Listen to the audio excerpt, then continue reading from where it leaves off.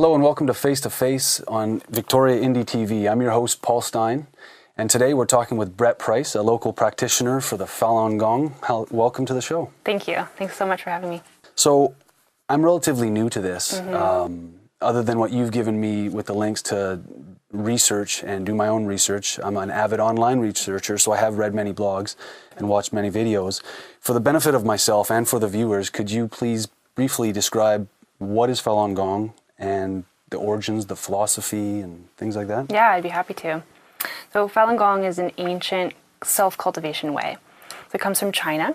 Being ancient, it was passed down to just one person at a time throughout the generations. And then in 1992, it was made public so that the busy working professionals and family members can practice it for themselves. So it consists of 5 exercises and 3 principles. So the exercises, they say open energy channels, and they have an effect of really relieving stress. People get much better sleep. They find that their illnesses, even their terminal and their chronic illnesses, kind of evaporate, disappear when they start to really commit themselves to this practice. I'll talk a little bit about that. The principles are truthfulness, compassion, and tolerance. So it's very loosely organized. There's no classes, there's no sign-ups, there's no rosters. It doesn't even cost anything. There's no money that changes hands. So people who want to just practice being a truthful, kind, and patient person in their everyday life. And with the 5 exercises and the 3 principles, they find that no matter how much they practice it, they're always finding better and better health. They're always finding better and better spiritual kind of calm. The purpose of it is to just reunite with your original true self. So everyone is just kind of realizing their own true self.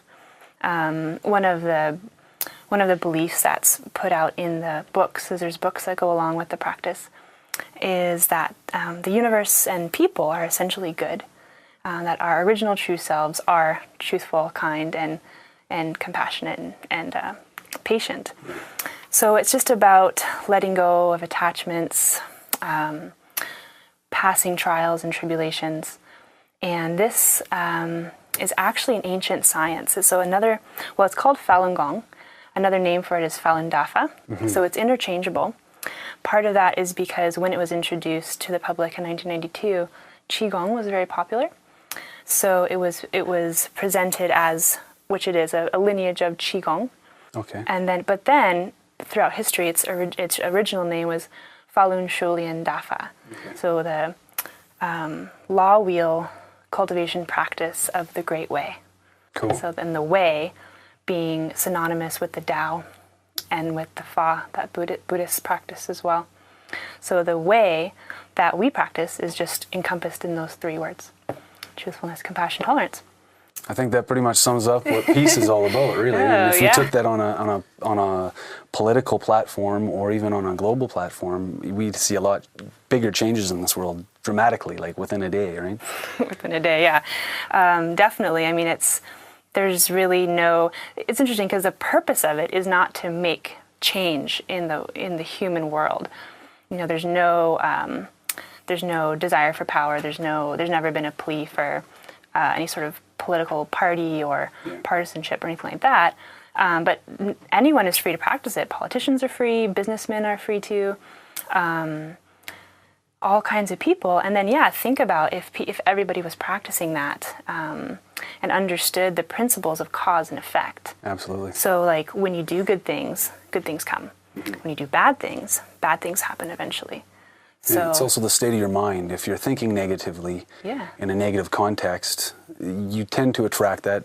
That's not solely that's what happens, but that's what you tend to. You wake up in the morning, you stub your toe, you're late for work, the toast burns, your coffee's cold, traffic's bad. It's just it's just a downward spiral. Whereas if you are on a positive mind frame, you're relaxed, you're breathing well.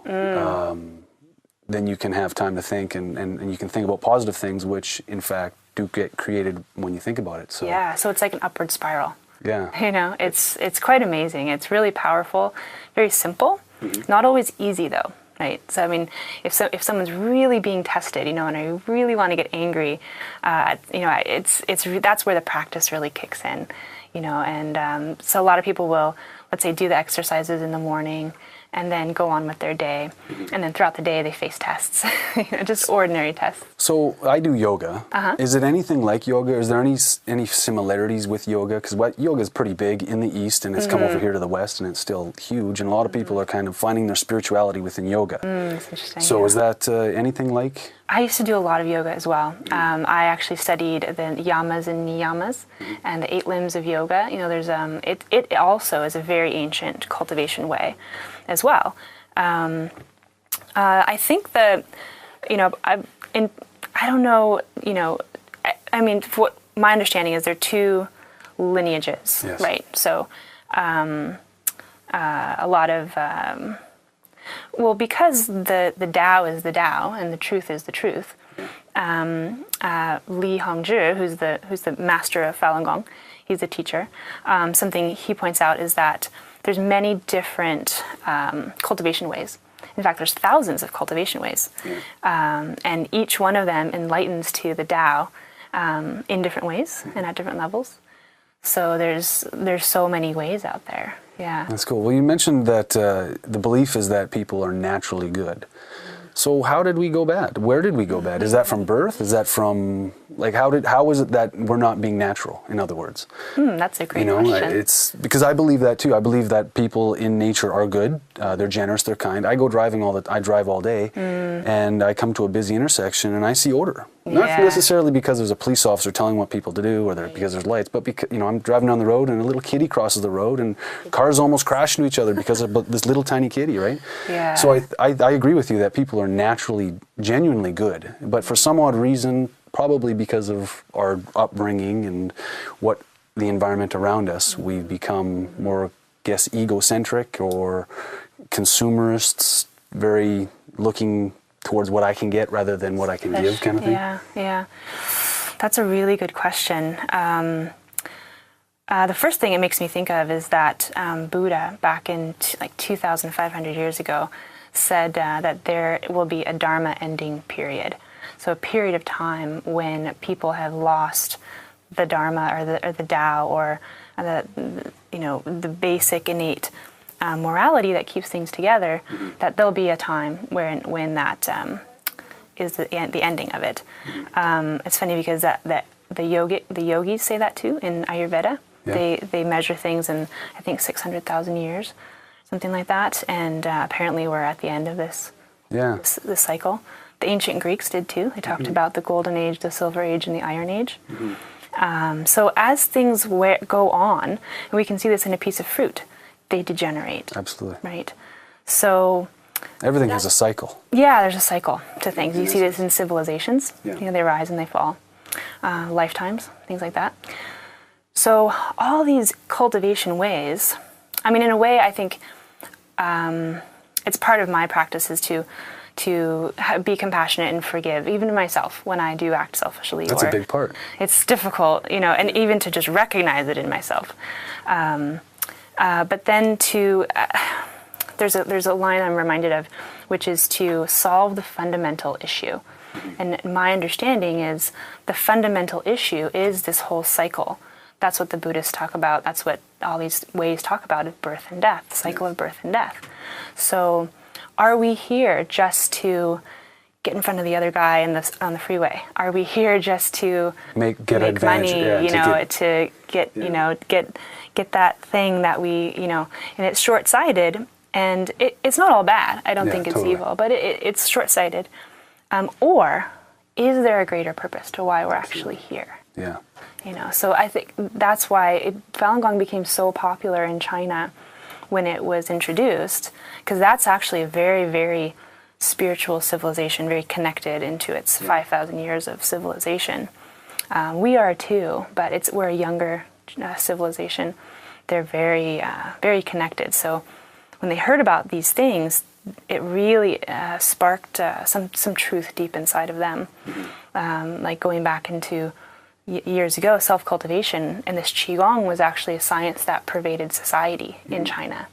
So people, students would breathe and meditate before they would, study. Calligraphers, same thing, everybody would center themselves. And the doctors actually had the vision of third eye open because they had cultivated themselves to such a high level that they could use those abilities for the benefit, right? So in 1982, it became very, very popular. 100 million people practicing it in China, and then quickly spread around the world. Now it's practiced in over 80 countries, translated into at least 24 languages. So all of that. So it seems to be working. In other words, it seems to be spreading, for a large number of people. Or at least there seems to be a demand. In other words, so that what you're saying about the greater purpose could actually be self-fulfilling because this is evidence of it. I remember of an old saying. I don't know if it's a Buddhist saying or not, but it just says, big ego, big problems, small ego, small problems, no ego, no problems. So you kind of remove yourself, then you find that there's no problems, right? Yeah. So I guess that may be the same kind of context in which you get into your meditative practices from. How does this help the individual, though? Like, how does this help the individual with their life? Like, does it help them heal their body? Does it help them with their stress loads? Does it help them with their spirituality? What exactly does it do for the individual? Yes. Okay. To all those things for certain. People have had amazing experiences. I've met a man in his 70s who lost hearing in one ear. When he started practicing Falungon, it came back. You can hear in both ears now. I know another fellow I was just talking to who had scoliosis his whole life and insomnia, and it caused a lot of pain. He was a smoker. A lot of smokers have great experiences with Falun Dafa. Within a short period of time, he just lost the desire to smoke. It wasn't like he really pursued that. His body just said he just couldn't. Like, he would throw up and he just couldn't smoke anymore. And so obviously that has great benefits. And then there's always a purging when you got to relieve something, right? Yeah, exactly.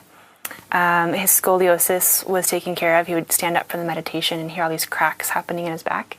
And so the scoliosis is gone. Same with insomnia. There's even more profound stories where people have terminal illnesses. And that's the thing, is it's not meant for healing. That's not the purpose of it. But if people really commit to this path and really, if their motive is to unite with their original true self, come what may, then what they find is the doctors take another x-ray and they can't believe it.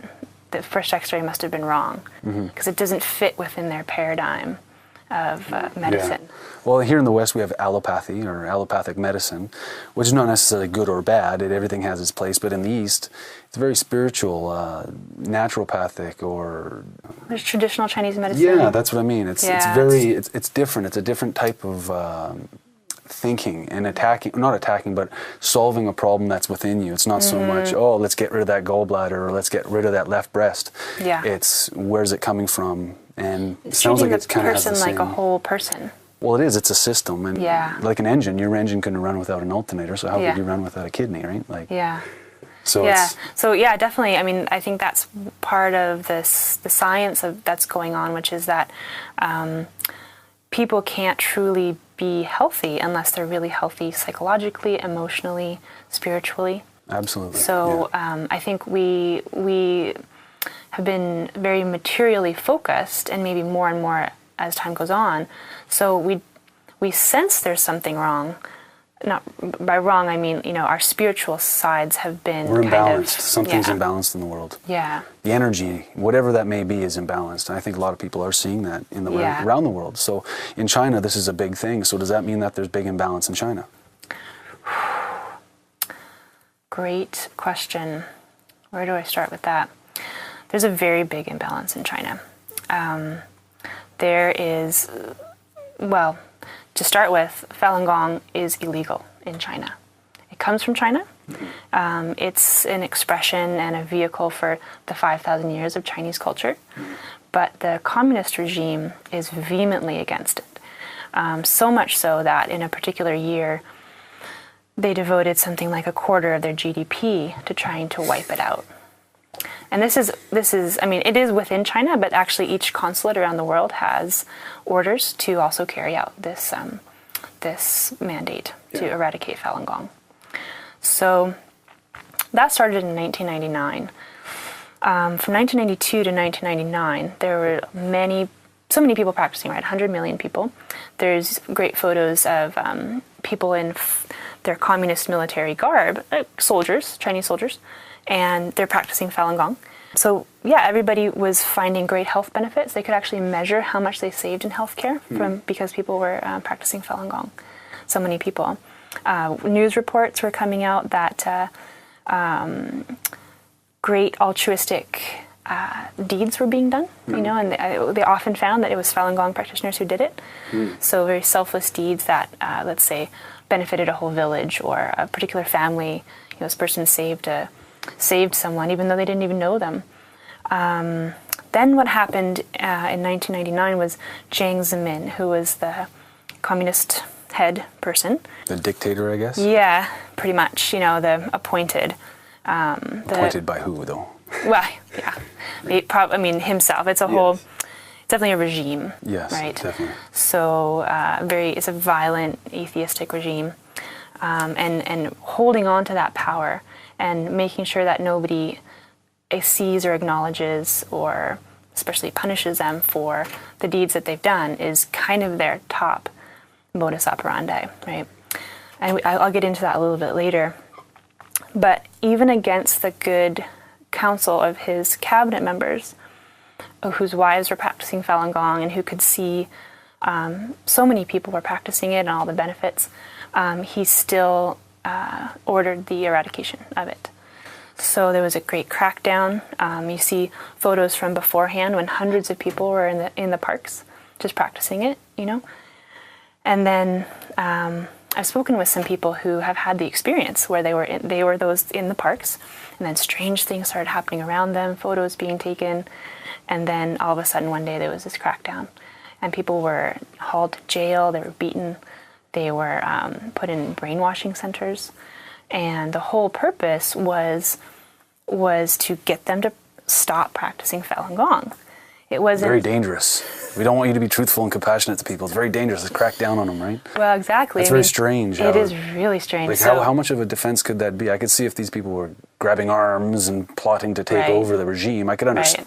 I could kind of quasi understand taking force, but at the same time, like how threatening can this practice be? Like that's what I don't understand. Yeah, it's a very good question. It's very difficult for, I think, Westerners to understand because partly there's been a wall, kind of a media blackout, but also a very careful media campaign to keep people from knowing what's been going on, people outside China. Even inside China, every type of media, even the sitcoms on television, are written by the Communist Party or approved by them. That has changed a bit. I mean, you hear inklings of this and inklings of that, and the truth will always find a way through. But as a rule, that's how things are. So it's interesting that you mentioned that the state will produce this information, and I bet it demonizes the Falun Gong practitioners. Oh, very much so. I mean, to set 100 million people as criminals, and every spouse, every parent, every brother and sister, if you're a fellow student, if you're a teacher, you could turn in a Falun Gong practitioner and get $5,000, things like that. So the reason that can even be fathomable is because there was laid down a culture of this. I mean, it's almost like any abusive relationship. There was extreme violence and force used during the Cultural Revolution. And then when that stopped, well, it didn't really stop, right? It was just, now the threat of violence is constant.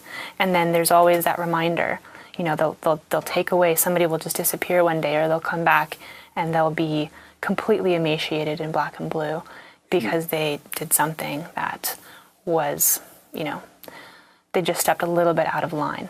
There's they call the 95-5 tactic. They'll take 5% of the population, turn 95% of the population against them during the Cultural Revolution, they would actually kill all those people until they were gone. And then they had to find a different 5%. So it's this scapegoating struggle. A tenet of communism is constant struggle. I guess communism is rampant here in the West, because obviously we've got constant struggle as well. It's always that scapegoat. That's what I see. That's what I see as a pattern. No matter really where you look. Obviously in China that's evident, but you see a pattern of pointing out the 5% and then getting public support for the 95 to carry on these acts of aggression. Like I learned in school through psychology classes that there's really 3 types of control, and that's economic control. If I take away your house, if I burn down your house, I essentially control you. If I dump your currency, then your economic collapse. There's also spiritual or mind control or religious control, in which God has told me that I am the Pharaoh and you shall listen to me, right? And the last one is physical control or coercion. Coercion is obviously the one that is most widely used. You say they turn out black and blue. Well, there's many ways. I mean, we could do a whole show on just the coercion, and the tactics that are used, and sort of just to give you an example, in Victoria here, there's a shop owner in Chinatown who I was having a conversation with. He grew up in southern China. When he was in grade 1, 2 Communist Party members came in and taught them a song about how the Communist Party loves you more than your mother and father. And when it comes down to it, you should be more loyal to the Communist Party than to your mother and father. That was grade 1, and they're singing a song about it. So it starts there, and it continues and continues. Of course, lies and coercion are wrong anywhere, but this is is really, there's unprecedented levels of it in China. And then what happens is, he's very glad that his children are growing up here. Let's just put it that way. Absolutely. So then when it comes to the persecution, people are either turning a blind eye or they're complicit with it. It goes back to the nature of the Communist Party. There's a book called The 9 Commentaries on the Communist Party that won an award from the Asian American Journalists Association. And it outlines why the Communist Party would be doing these sorts of things. Because I don't know if I completely connected the dots, so let me just let you know that. Sure, yeah. If anyone is caught with a book, Falunьгун, that explains truthfulness, compassion, tolerance, or is caught practicing a meditation practice. This is true with Buddhists and Christians as well. But the attack against Falunьгун is really surpasses any other persecution, even to the point that their people's organs are being harvested from their bodies. And the funny thing is that if somebody were to give up the practice, no more persecution. It isn't like you're labeled that way for the rest of your life. If someone signs a piece of paper that says, I won't practice Falunьгун anymore, they're completely free to go. So it's really this intense mind control where if either you're with us or you're against us, that's an important part. Absolutely, yeah. And then it's also this very violent and atheist regime where they use tactics like if a woman won't, let's say, sign this, they'll bring in her husband and he'll have to beat her. Yeah. These terrible atrocities.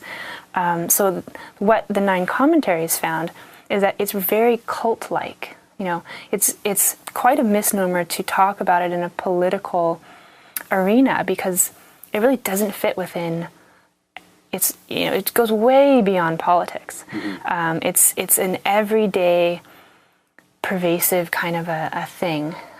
This whole communist, And it primarily mentality. attacks your mind. It attacks your belief systems. It attacks the way you think. which obviously they don't want you to think about that. And you say, you know, if you renounce your honor to it or your practice, they'll let you go. But in the fact, you're not being truthful by yourself doing that. So that's the thing, is that people who feel that they've learned the meaning of life, you know, and learned something that's so beneficial, the tables get turned sometimes. The silver lining is that oftentimes if you can sit down, let's say you've just been arrested in China, and you're sitting down with those police chiefs, there are stories upon stories of that one practitioner being able to speak to the heart of those police chiefs and say, look, I know that if you do this, this, and this, you'll get a promotion.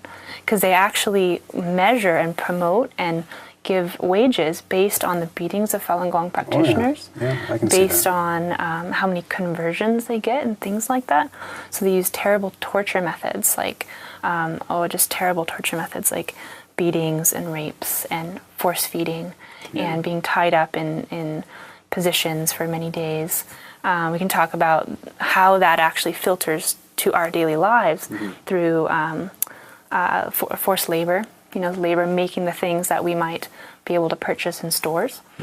The medical community faces the issue of illegal organ harvesting, where now there's doctors who are concerned about training Chinese surgeons because of what they may go back and do. And so people have this conscience, this choice on their conscience. So being quiet and complicit with that, we hope, everybody hopes, I think, is not an option. Well, you don't want to rock the boat, right? You don't want to be that guy, that individual that gets taken away, that gets beat up. I think it's there's an issue of safety. It's that whole, absolutely. And we are social beings. We like being in groups. You isolate us, and obviously you break down because that's a psychological tactic. Yeah. But there's big business involved here. There's hospitals that, like, this is, I guess it's legal. You're saying this organ harvesting is legal or it's just totally unknown, and that's where they get their organs from, and it's totally under the radar. Nobody knows. You know, that's a great question, and I brought a video to kind of lay the foundations of what's going on, and how can they even sort of get away with it, right? Okay. So maybe it's about an 8-minute video. Maybe we'll show it to the viewers. We'll show you the video. The title is Killed for Organs, China's Secret State Transplant Business. So we'll show you this video now, and then we'll return and talk a little bit more about that. Мы называем это новой для мира формой зла. До этого никакое правительство не делало таких вещей. Они взяли большую группу собственных граждан и сказали: мы собираемся убить вас без суда и следствия и продать ваши органы.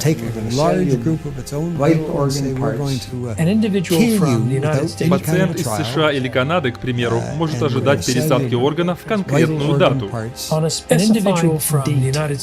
Это преступление против человечности. Это отвратительно, и это необходимо остановить. It's a crime against humanity. It's abhorrent, and it needs to stop.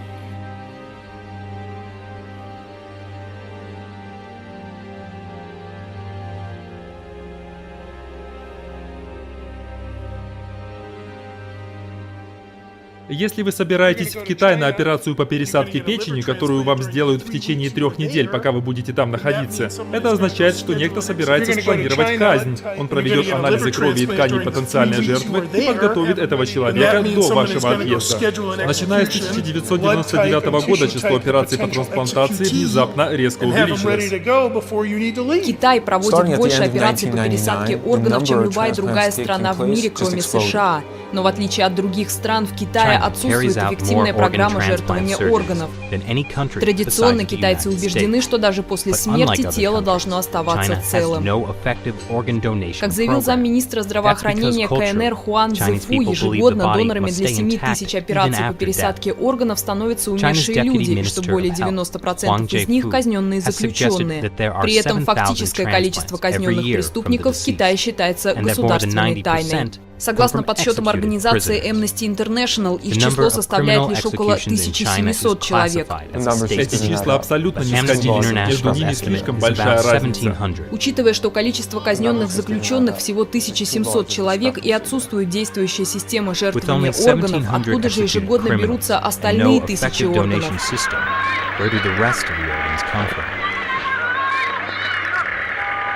Джао Шихуань была отправлена в лагерь принудительного труда за то, что занимается Фалуньгун. В каждом лагере принудительного труда, куда я попадала, они проверяли состояние нашего здоровья. Они брали у нас кровь на анализ. Это делалось во всех лагерях. Мы подсчитали, что в период с 2000 по 2005 годы было проведено 41 500 операций по пересадке органов, источники которых никак не объяснялись. Я совершенно убежден, что в период с 1999 года и далее органы извлекают у заключенных, в особенности у практикующих Фалуньгун.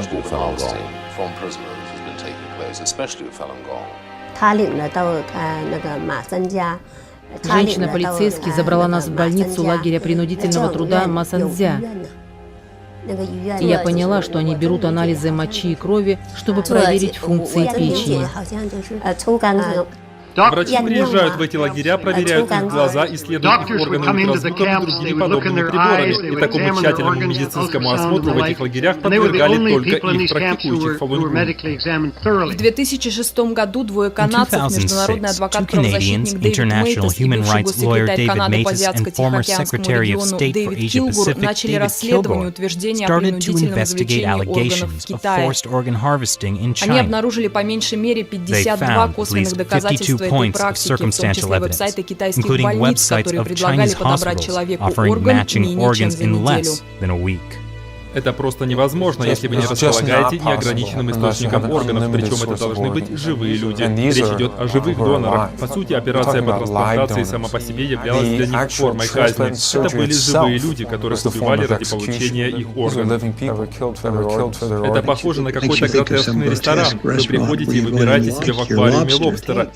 Однако здесь речь идет о людях. Военные зарабатывают на этом деньги, больницы зарабатывают на этом деньги, посредники зарабатывают на этом деньги. Речь идет именно о деньгах, о многомиллионном бизнесе.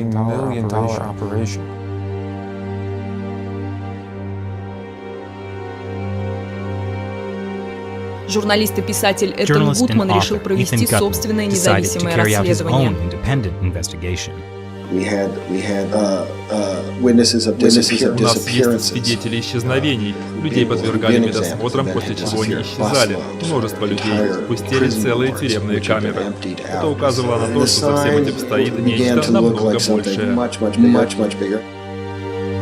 Наряду с тибетцами и прихожанами домашних христианских церквей миллионы практикующих Фалуньгун в Китае подвергаются репрессиям за свою веру. В 1999 году глава коммунистической партии Дзян Цзэминь издал приказ разорить их финансово, опорочить их репутацию и уничтожить их физически.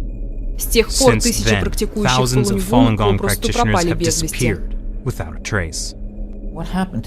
Что произошло с пропавшими без вести? Насколько нам известно, они по-прежнему находятся в этих лагерях. Их убили ради получения их органов, но остальные по-прежнему там, и они являются для Китая живым банком органов. В 1999 году насчитывалось 150 центров по трансплантации органов. 6-7 лет спустя их было уже 600. За такой короткий период времени их число увеличилось в 3 раза, причем не было никакой программы жертвования органов. Военные больницы в Китае находятся под надзором. Они ничего не могут сделать без согласования с руководством компартии. Принимали ли решения о казни тайные судотройки? Нет. Все это делало именно правительство. Это убийство, за которыми стоит государство. Это преступление против человечности. Мы должны сделать все возможное, чтобы выявить тех людей, которые причастны к этому, и занести их в список для осуществления правосудия.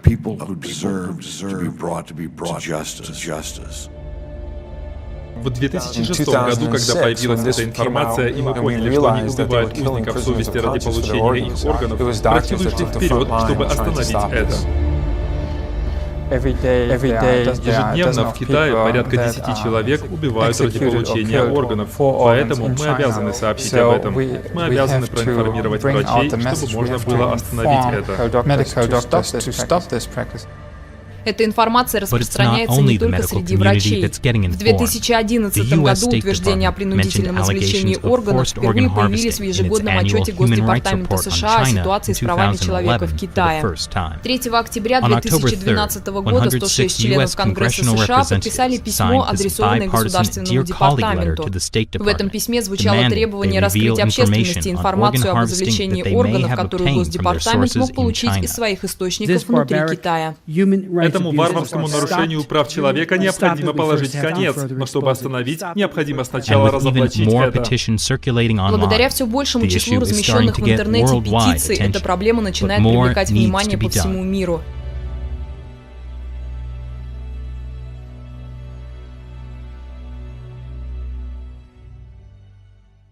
You're watching Face to Face on Victoria Indie TV. I'm Paul Stein, your host. We've got Brett Price here from, she's a local practitioner of Falungon.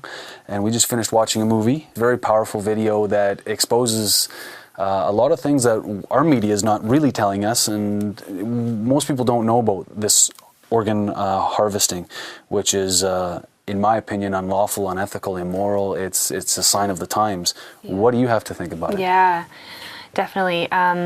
I mean, I thought about it a lot, so I think what I think about most these days is just how to help people peacefully, help it come to an end peacefully.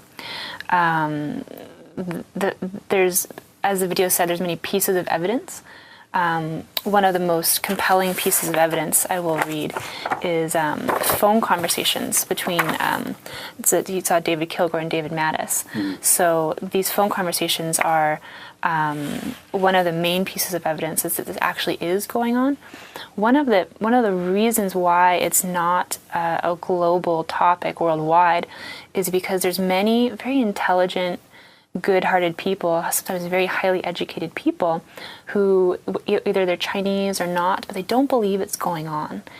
Either they've been so frightened to think any differently than the Communist Party has taught them to, or they just think it's so horrific. How could that possibly be true? Because keep in mind that this is happening to the Falun Gong for a few reasons. The Falun Gong are extremely healthy, right? So not only do they not smoke, not drink, but when we do the exercises, our bodies are in excellent physical shape. So these transcripts actually are from a certified translator who posed as a caller, wanting to get Falun Gong organs, because like we heard, the normal waiting list for an organ transplant in Canada is somewhere around 32 months. In the U.S., it might be something around 24 months. In China, it's 2 weeks wait time to get an organ, like a kidney or something like that. So the phone call went like this. Do you have Falun Gong organ suppliers? We used to have, yes. What about now? Yes. Can we come to select, or do you provide directly to us? We provide them to you. What about the price? We discuss after you come.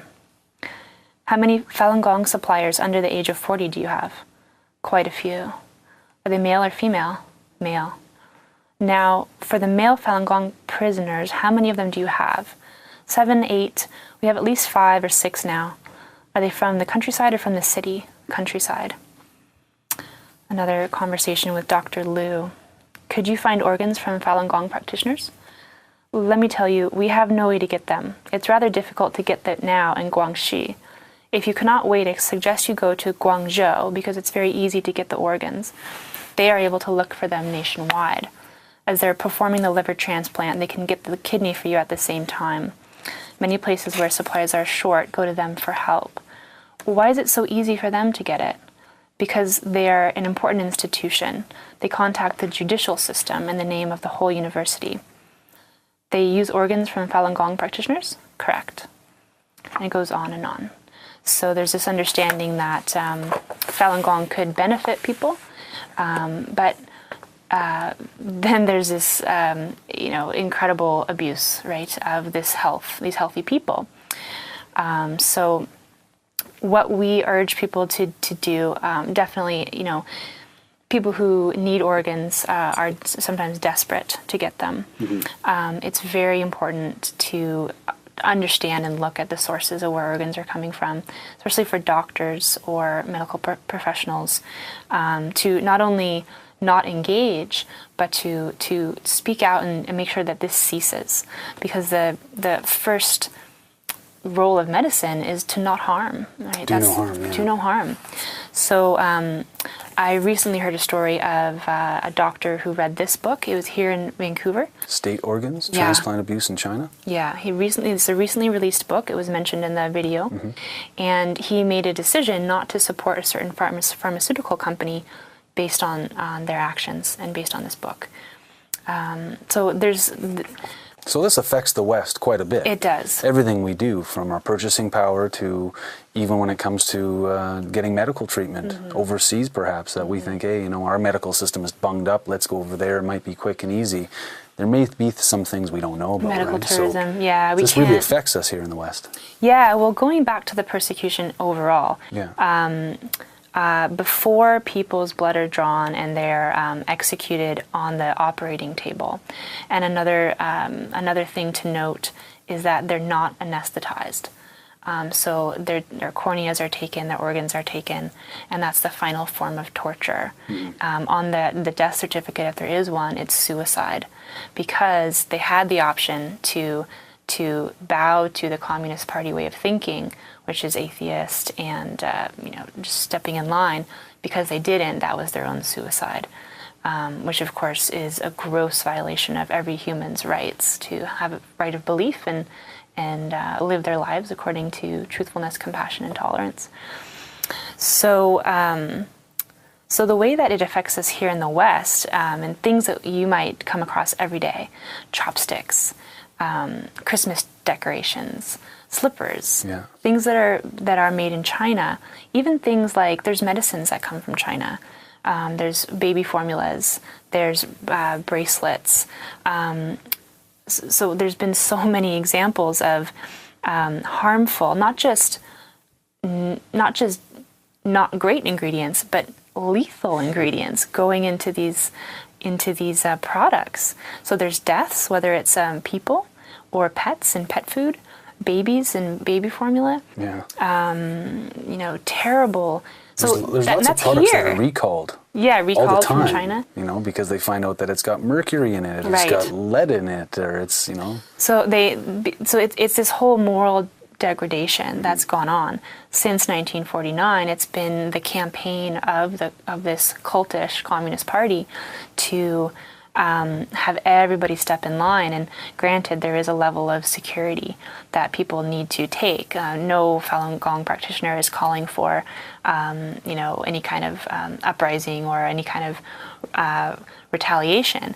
In fact, it's really interesting to note that there hasn't been a single documented case of retaliation as long as the persecution has gone on from the Falun Gong. So you can understand how terrible these crimes are. And it's pretty well known.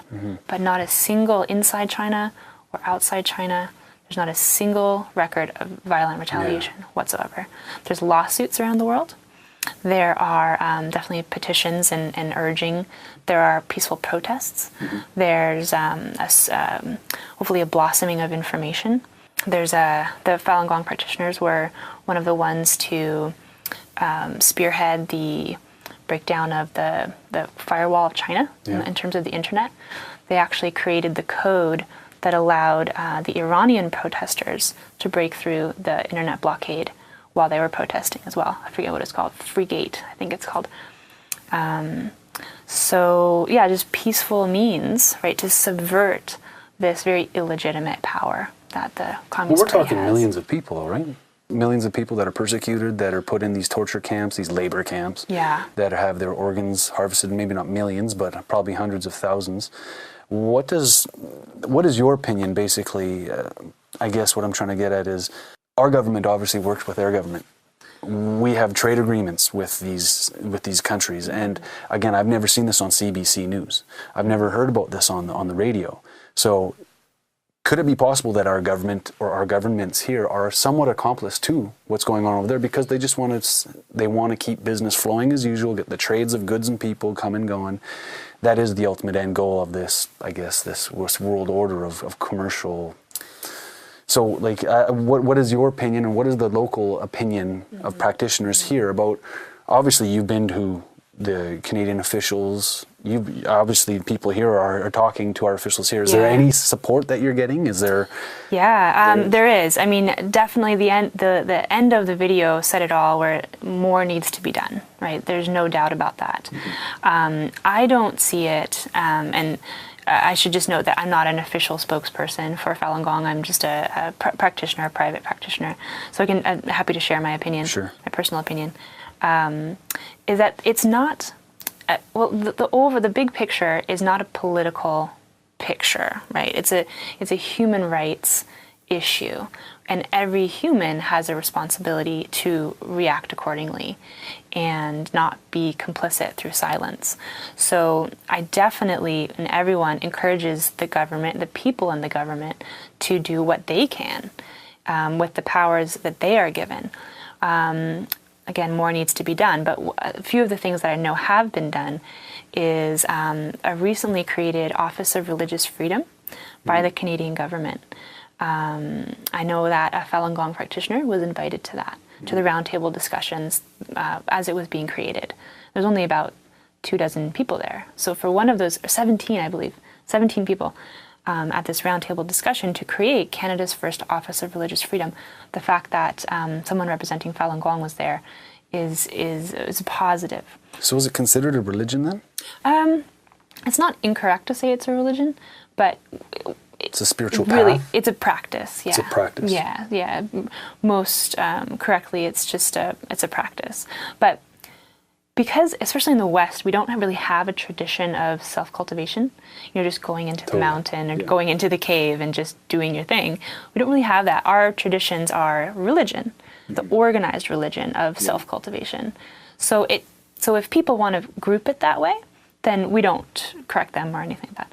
But you'll participate in the tools here in the West that will bring you acknowledgement and give you support in your quest, which is, of course, and we do believe in religious freedom for anybody who believes what they want to believe. So that's sort of my understanding of the government, is that on the business side as well, I think it's very difficult to completely avoid business with China, but business with China it's actually very risky.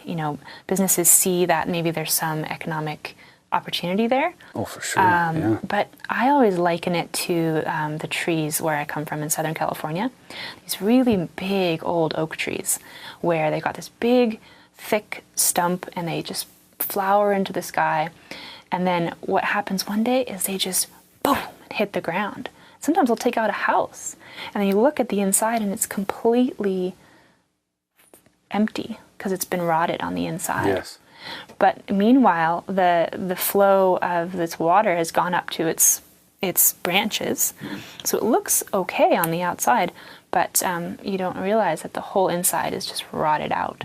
So if you pay attention to publications like the Epoch Times, Dajiuan in English, they're pretty much the China experts, because they're independent media and they're pretty much the only media that inside this culture of fear and violence that are trusted, right? So they have these amazing connections with sources inside China who will actually tell them what's really happening without fear of repercussion. So thus they are the China experts. So paying attention to the Epoch Times, you can see there's actually recently, I think out of Hong Kong, prediction that the communist government will just collapse under its own corruption within 24 months or very soon. So actually aligning with it and doing deals with it, again, it's a matter of safety. People can't just sort of stand up and then get the hammer on their head. So one thing that's being done is over 145 million people have signed by their names that they've quit the Communist Party and they renounce the Communist Party. Because what happens is when you're young, you pledge an oath with your fist, and you pledge a blood oath to the Communist Party that you will give up your life for their goals. So what happens is when you renounce the Communist Party, that oath is broken. And then people still go on with their lives. So they still, let's say if they're a prison guard, you still have to feed your family, you have to go on in life, you know, and not be, bring this negative attention to you. So sometimes they'll even use a different name. So one thing I really encourage people to do is to go online. You can go to faluninfo.net and find that petition and join the 145 million people who have renounced the Communist Party. And that will really speak a lot. By the time, it was a major reason why Jiang Zemin began it in the first place, was the fear of so many people, the popularity of it. So it sends a really, really massive message. They're definitely paying attention to every name, you know, and the fact that any kind of international pressure, because their whole modus operandi is not wanting to be found out, right? All this organ harvesting, the persecution. At first, even Falun Gong itself, they wanted to just keep it under the rug. Normally, with other groups, it can be 3 days, and it's finished. The whole thing, the whole group is completely finished in 3 days. With Falun Gong, it's been more than 10 years, and it's only, the tables have reversed now. Now, what I learned from the Epoch Times is that the people who have instigated the persecution, all they're doing is backpedaling to cover their tracks, right? Yeah. So that very internal squabbling and backpedaling and corruption is a very thing that will probably, you know, I don't really know the future, but who knows? So in that sense, it definitely affects us here. Because it's a global economy. It's social media. Yeah. The other thing is the pollution and all of that, all of the crimes inflicted on the land. Air and water knows no boundaries either. So pollution starting over there will reach us here. Same with mental corruption and pollution. Well, it goes around the world. I know China has a lot of coal factories. I don't know if they still use primarily coal for their energy, but I know they are transferring, and I know I've heard some rumors online, and I've looked at some information online that this whole thing in Syria, this whole conflict in Syria and what's happening on the east there is really all about supplying China in the future with oil. And that's why they're having a hard time going through Syria. That's why it's a little bit different than what the propaganda machine has told us, that that Assad is gassing his own people, which is why we go into war. But in reality, it's all about that energy and fuel, and like you say, we are all polluting the earth. That's a fact. We know this. It's evidence all around the world, and it's getting worse. But what I find hard to understand is that this is a de facto communist country. De facto means of force, not de jure, not by politeness, not by majority raise their hands or vote. It's by force, and that's pretty much how they got there. So I'm all for, you know, bringing them back, allowing people to backpedal and letting it collapse within itself. But I don't hold my breath and thinking that it's just going to collapse completely, because the powers that be are, I think, in my opinion, above the president. They're above those people. There's people that we don't know about that exist that tell him to carry on these plans, you know. So I just find that I'm not promoting any violent revolution at all in any way, shape, or form. I think peaceful activism is absolutely the way to go, and love is effective. It does affect other people, and when you shine a light in a dark room, it lights up. So I think there is a power to be said about that, and I encourage people here in Victoria and around in local communities to also become more aware. What are other a few websites or contact information that you can give out to the viewers that will help them raise awareness or contribute their time or energy or whatever it is? Yeah, well, definitely faluninfo.net, FALUNINFO.net. is a great source for finding out what's going on currently, current efforts to end this, and just allow anyone who wants to practice truthfulness, compassion, tolerance to do so in their own country, if that's China or wherever. It also carries reports about instances of persecution that are happening right here in our backyard. You know, in Vancouver, in Victoria, in Atlanta, Georgia, somebody was just beaten because he probably had some ties to telling a news story that the Communist Party didn't like. So right here on this continent, right here where we are, the chopsticks you might be using might have been packaged by the Falun Gong labor camps in very unsanitary means. So learning about those things, being empowered, writing. So I hear some divestment involved there, like pulling away from your spending habits that you would normally do, right? Well, I think for me it's investigating the origins. I think there's a lot of education to be done because, like you're saying, the media, you know, haven't really taken this up and told this really important story as much as they. Well, we're doing it now. So. Yeah, thank you. Yeah. Because they're doing wonderful media. Faluninfo.net, clearwisdom.net, and then falundafa.org. Those are great places to always keep up to date about what's going on and be involved, because we need all the voices to bring peace and justice. We definitely need to do it. Anyways, well, thank you so much for coming on to the show and telling us your information and putting out the word. And I hope that others get inspired by the show and reach out to you. Thank you. What do you think about this? What do you think about our involvement here with Canada, with our agreements around the world, and how we partner up with other countries and support these kind of things? Let us know what you think. And I just want to thank you again, Brett, for being on the show. We've had Brett Price on the show here, and it has been awesome. Hopefully we can have you on the show again, and we can further this with a lot more beneficial news and with some updated information that's going on. Definitely, my pleasure. And you know, there's an open invitation for anyone who wants to learn the exercises of Falun Dafa. It's free all the time. Great. Well, thank you very much. I'm Paul Stein. You've been watching Face to Face on Victoria Indie TV. We'll see you next time. Thanks again.